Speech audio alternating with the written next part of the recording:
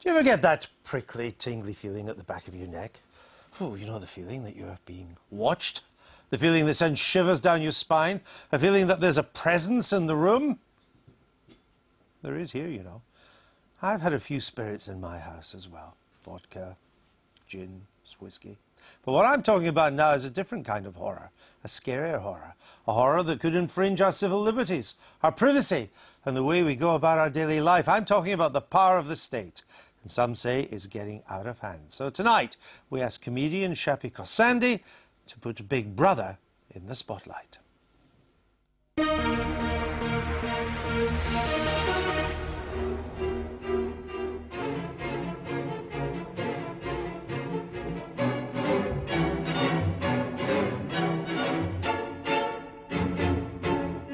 One in 10 of us is on a DNA database. Now that doesn't surprise me. I'm being watched right now.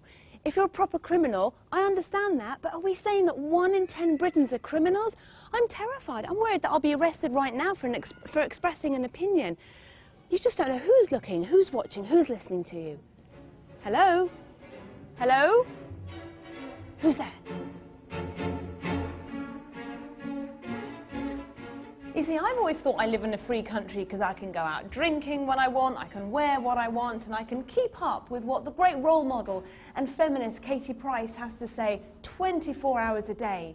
But is that real liberty when we're being watched all the time? If our DNA is kept, innocent people's DNA is kept, when councils, not the police, have the right to storm into your house and seize your goods if you haven't paid a parking fine.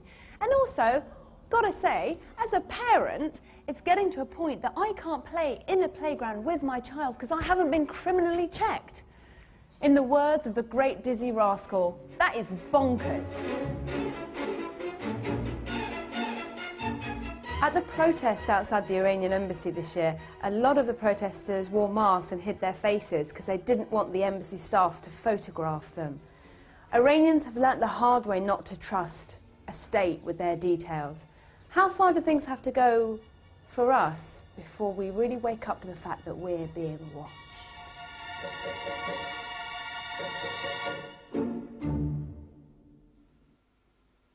From CCTV to our little TV here at Westminster, Shappy Khorsandi, welcome to the programme. Thank you very much. That was very spooky. It was very spooky, but well made.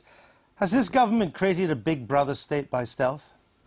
Yes, I think so. I think they've distracted us with all these other sort of things, like the extent to which they go on about certain things that aren't really that important in the media. They give us as much Katie Price as we want, and as long as we're distracted by... bread and circuses. That's right. But then they're just watching our every move. I think we've got, like, the most surveillance from anywhere else in Europe, and I just don't know what good it's doing. You know, it's got to a point now, I'm scared to leave my house without makeup on because goodness only knows who's watching you. It's like being papped every time you leave your house. Diane, there's a poll just came out recently, said 80% of us Brits believe that we have a Big Brother state, that it's eroded our freedoms, and that the government can't be trusted with information about us. Why has that been allowed to happen? Well, one of the things is that a lot of these things were never debated. We never debated setting up a DNA database. It just grew. And as you say, 1 in 10 people, 3/4 of young black men, and many of those people are completely innocent. It's like Topsy. It just grew. But, you know, governments always want to control, whether the left or the right. That's, in a sense, their job, or at least it's in their DNA. But the Commons, the Parliament has let us down. Parliament's meant to be looking after our liberties. Well, politicians are risk-averse. You see, if you're going to say you're not going to have everyone, or you're not going to have 10% on the database, you're going to say you're not going to have so many CCTV cameras, you have to be prepared to say, yes, there will be circumstances where we could have caught a criminal, but we didn't have the DNA record.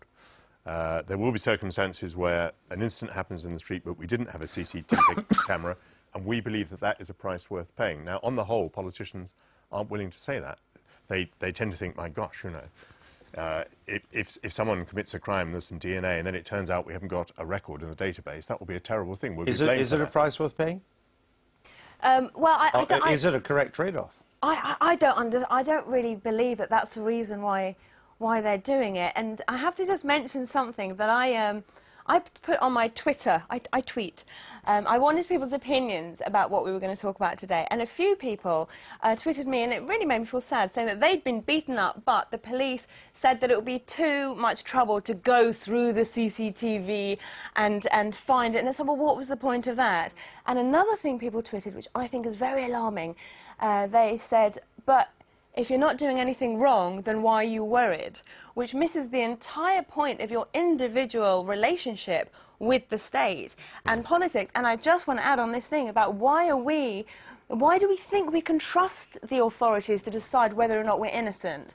And when Ian Tomlinson was killed in the protests, it was only because of mobile phones that we were able to see that. Now, if people weren't able to take pictures and we'd been told, oh, police hit a protester from behind and he died, we'd go, oh, come on, that's just propaganda. The police wouldn't do that. Well, it's getting even worse in some ways, and we were looking for research on this tonight, that the Proceeds of Crime Act, which gives the state huge powers to go into our homes, to go into our bank accounts, to intrude in all sorts of personal ways, is now going to be extended. Local councils can now use this act. Quangos can use it. The Royal Mail, Transport for London can use it. And it's not even been debated. I mean, never mind your expenses. What's the point of your MPs if you let this get passed without even debating it? We would debate it if it was coming forward as legislation. What's happening? You said that politicians take the easy way out, blah, blah, blah. What we've got now is a series of government departments which don't have effective political control.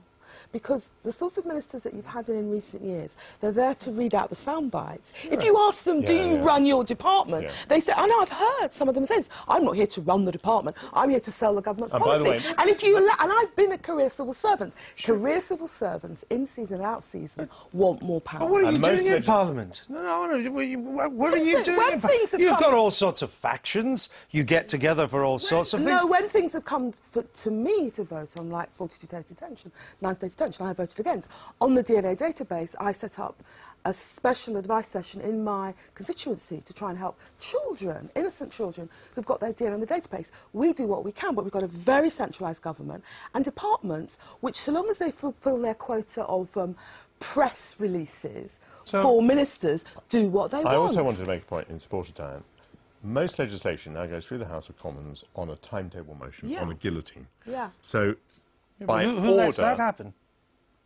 You can't get a guillotine unless the MPs agree on it. That is true. MPs have to vote. And they're all whipped to agree, so what's the point?